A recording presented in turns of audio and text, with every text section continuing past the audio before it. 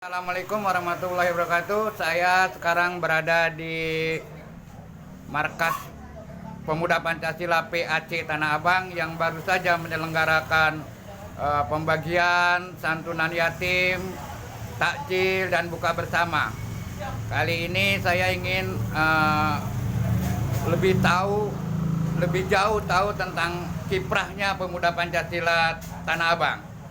Karena puluhan tahun yang saya tahu ini mati, ya kan.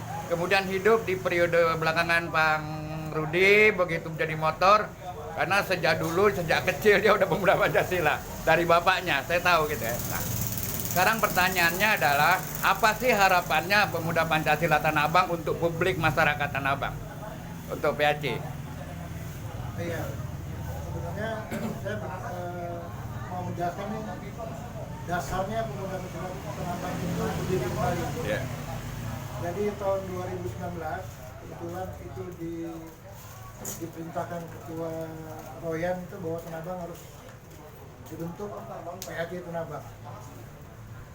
Nah, waktu itu melalui Deral Monika kebetulan dari wilayah Bonlati, Cendrawasih, mereka itu dipilih sebagai PLT untuk membangun wilayah Tanah Abang.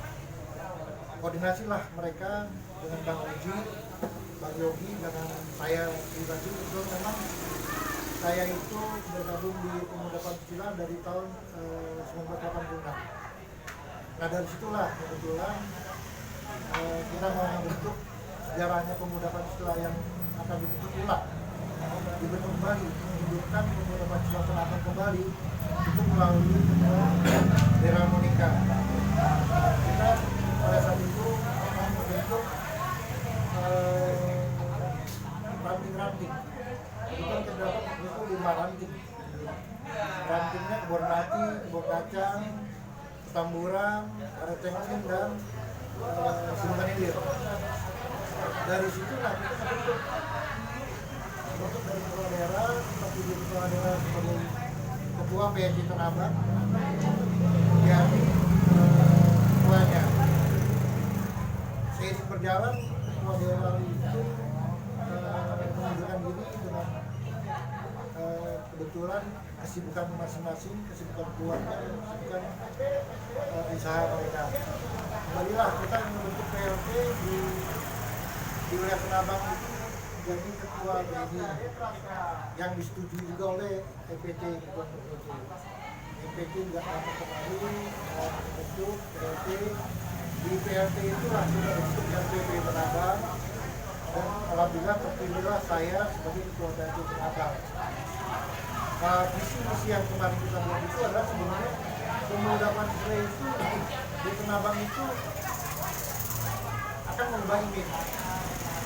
Yang tadinya warga dan masyarakat menilai bahwa Pemuda Pancasila itu preman, Pemuda Pancasila itu gagal-galan, Pemuda Pancasila itu banyak masyarakat berpikir negatif.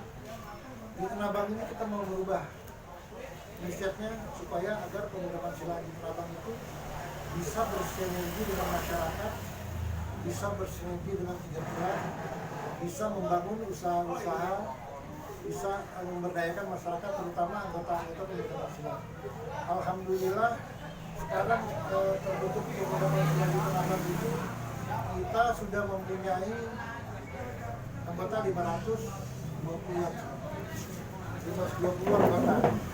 Dari 520 anggota itu alhamdulillah kita bekerja sama, terutama bimbingan dari MPC. Oke, nah, saya potong sedikit Ya. bahwa perubahan image itu selalu terjadi sebagai jargon. Ya. Nah, sekarang bagaimana implementasinya? Misalnya begini, adakah pelatihan-pelatihan perkaderan-perkaderan? Kenapa? Karena organisasi tidak bisa hidup kalau anggotanya tidak punya potensi untuk berkembang. Artinya kalau kumpulan para pengangguran menjadi masalah. Nah, bagaimana merubah itu? Nah, kebetulan gini, di MPC kita tuh ada kaderisasi. Jadi dari kaderisasi itu kemarin kita melakukan kaderisasi di wilayah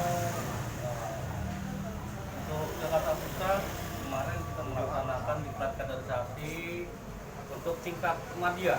Hmm. Jadi gini, Maksud saya bukan organisasi, bukan sekedar kaderisasi anggota organisasi, tapi bagaimana potensi SDM dia. Kan tadi dibilang umumnya kalau organisasi anggota pengangguran repot pasti kan. Bagaimana memberdayakannya? jadi gini Pak. Jadi memang ini suatu PR yang sangat besar ya untuk organisasi pemuda Pancasila. Ya.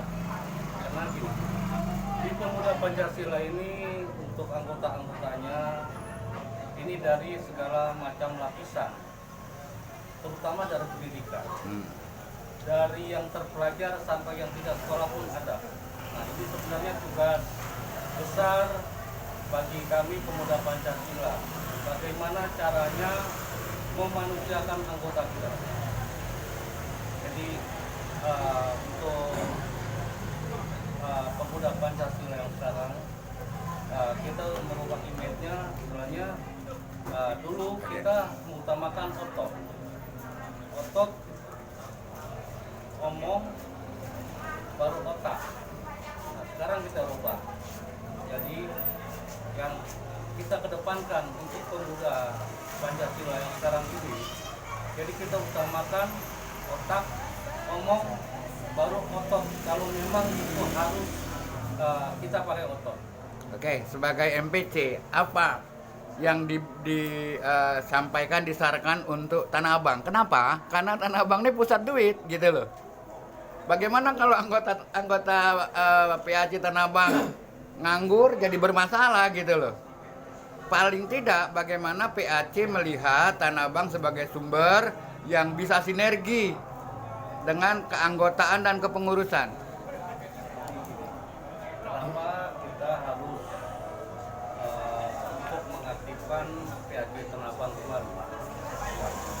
Sudah sekitar 10 tahun lebih mereka mampu. Dan memang satu, untuk di organisasi untuk Jakarta Pusat kita mempunyai 8 kecamatan. Berarti kan kita harus menciptakan 8 PAC. Apalagi ini Tanah Abang, tempat vakum. Dan di sini pusatnya tekstil, perekonomian ini dulu terbesar se-Asia Tenggara. Kenapa? Istilahnya kita pemuda Pancasila Tanah Abang ya tidak bisa memanfaatkan potensi wilayah. Jadi ada pepatah mengatakan jangan sampai ayam mati di lumbung padi. Ya. Nah ini, jadi kita istilahnya sebagai pengurus majelis pimpinan cabang, bagaimana caranya untuk PAC Tanah Abang ini bisa memanfaatkan wilayahnya. Ini banyak potensi yang bisa mereka manfaatkan untuk mensejahterakan anggota-anggotanya. Ya, tadi yang pernah saya bilang, anggota pemuda Pancasila banyak yang tidak sekolah atau putus sekolah, ya kan? Karena untuk mereka bisa bekerja itu minimal ijazah SMA. Ya, jadi Oke, ini saya tugas potong berat. dikit. Ya. Apa yang dilakukan oleh pemuda Pancasila terhadap mereka? Misalnya begini, ada yang putus sekolah SMP. Bagaimana agar dia bisa disekolahkan sederajat SMP? Yang putus sekolah SMA, bagaimana dia punya ijazah SMA? Kan peluang itu ada kalau kerjasama dengan pihak-pihak tertentu. Jadi gini, untuk sebenarnya ini dari kemauan dari anggota sendiri.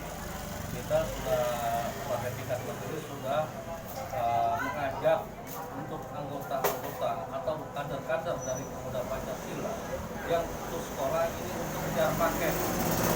Ya, baik itu paket A, paket B, dan paket C. Ya.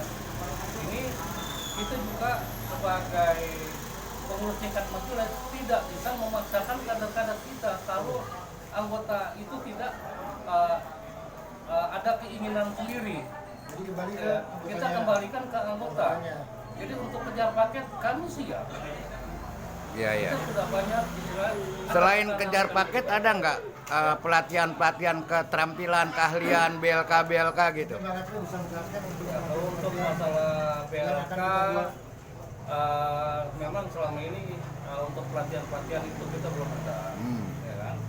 Tetapi untuk peluang bisnis, ya bidang usaha itu kami sering sekali mengajak dari anggota dari pengurus ranting, PAC, ya kalau memang dia berjiwa dagang, ya kami ada kerjasama seperti pelatihan UMKM gitu. UMKM itu kami ada dari tingkat majelis tingkat cabang, wilayah dan majelis tingkat nasional itu memang sudah ada, tapi ini sering kita tawarkan ke tingkat PAC dan tingkat ranting yang memang sekarang ini belum berjalan dengan baik.